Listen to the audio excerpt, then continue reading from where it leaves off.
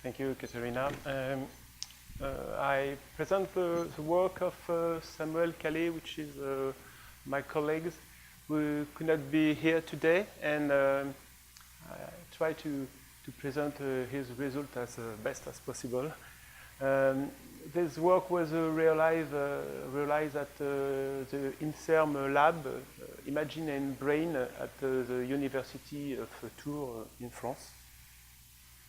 And this work is about 2D transient elastography on placenta. Oh, okay. At term, a human placenta is a 20 centimeters diameter disc, and the functional unit of the placenta is a cotyledon.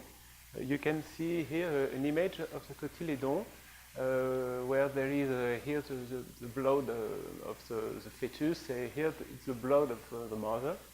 And each cotyledon is composed of chorionic villi, which is this villi, with branches and a lot of sub-branches bathing in intervillous space. There is two severe diseases of vascular placenta pathology. The first one is preeclampsia, and it's a problem of the mother. It's associated with high blood pressure.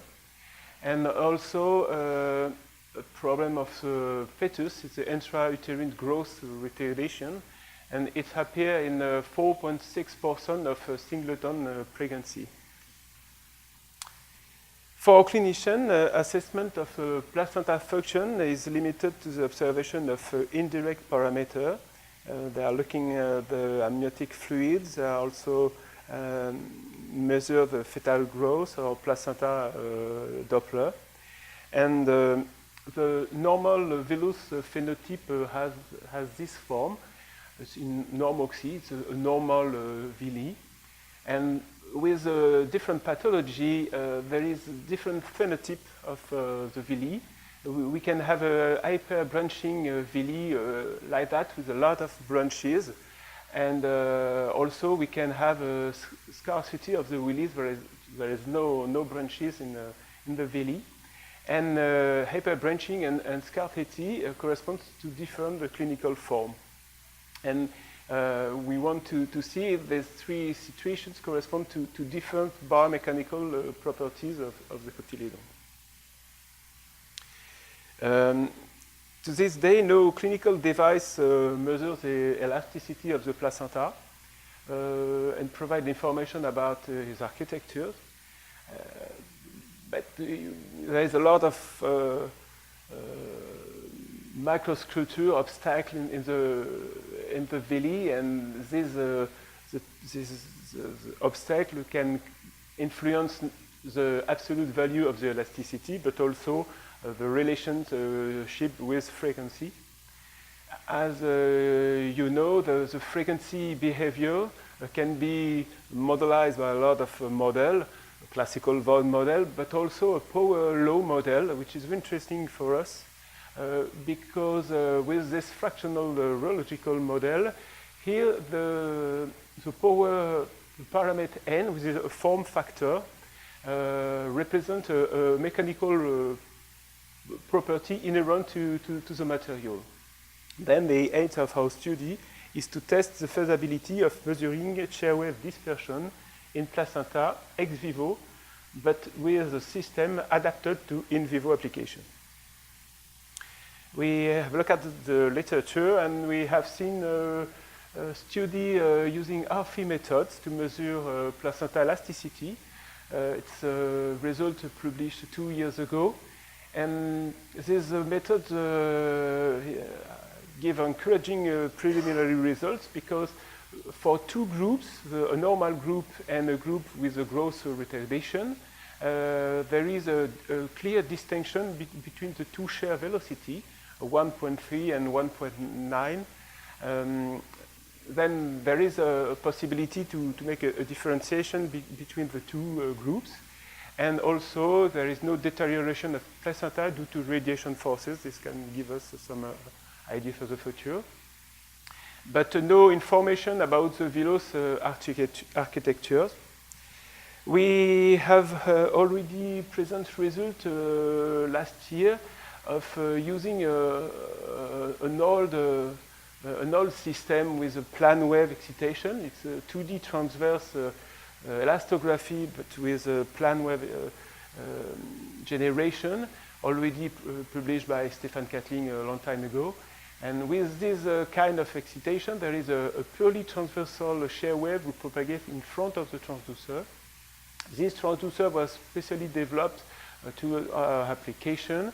It's built by Vermont in Tours and integrate in the SSC scanner by supersonic imaging. And we are doing high frequency with 5 kilohertz for high frame rate, just one angle of flat plane wave. And we had obtained on 10 normal placenta, for the 10 placenta, these results for the shear velocity. And we can compare the velocity that we have obtained with transient elastography and SSI methods. We can observe that we have quite a good comparison between two methods. And we can estimate also for each placenta the n factor for adapt with the power law behavior of the model. And with this method, we have a very small standard deviation of our measurement. And I will go back to these results later. We can see, for example, here for two placenta, two different placenta, the 1 and the 8, there is quite the same velocity of the shear wave, but we can see here there is a difference between the n factor. Then perhaps it can give us some additional information. For the in vivo application, we have developed a specific system using always the same probe. Here we have two electrodynamical excitators, which are completely decoupled for the US probe, which is here. Then the probe don't move. It's always the vibration who move. And we follow work of Laurent Sandrin during his thesis, and we put here two rods in the opposite side of the edge of the probe, and we will see why further after. If we look at the radiation of the shear wave, here there is a line who go in the wall, and for one point source we can predict the radiation of the shear wave using the elastodynamic green function, where there is a compressional term, purely transversal shear term, and here is a coupling term, a near field term. And for example, for the purely transversal term, which is radiated, for example, by this point, we can see the radiation is purely transversal. There is a longitudinal contribution and a purely transverse in Y contribution. And for the other point source on the other opposite side, we have also a perpendicular displacement. And if we do the summation, there is an annulation of the transverse contribution and a summation of the axial contribution. And it's always the same for the more complicated near field term. Then we obtain a wave who propagate in the Z direction and which is polarized in longitudinal. If we want to have the displacement, we need to convolve the green function with the excitation. And we obtain this kind of elastogram, for example, for one element of the probe. And it's a result that we classically always have with 1D elastography with the FibroScan. We have two regions of propagation in the very near field here, where the wave propagates at a velocity which is higher than the Shear velocity. And in the near field, not in the far field, because you are always in the near field, but in the near field, the wave propagates at the Shear celerity. For experiments, we use a classical sequence of flat plane wave. We use classical Doppler estimator, and we obtain this kind of moving when we see the wave will propagate in front of the probe. If we are looking just only on one element here, we have an elastogram in the space and time domain. There is here the P wave, here the Shear waves, and we need to do segmentation because we don't want the P wave. It creates modulation on the phase of results, and we do segmentation. We don't take into account the P wave, and we just select initial distance where we don't want these parts which are in the very near field, and we don't want to have this contribution in our data.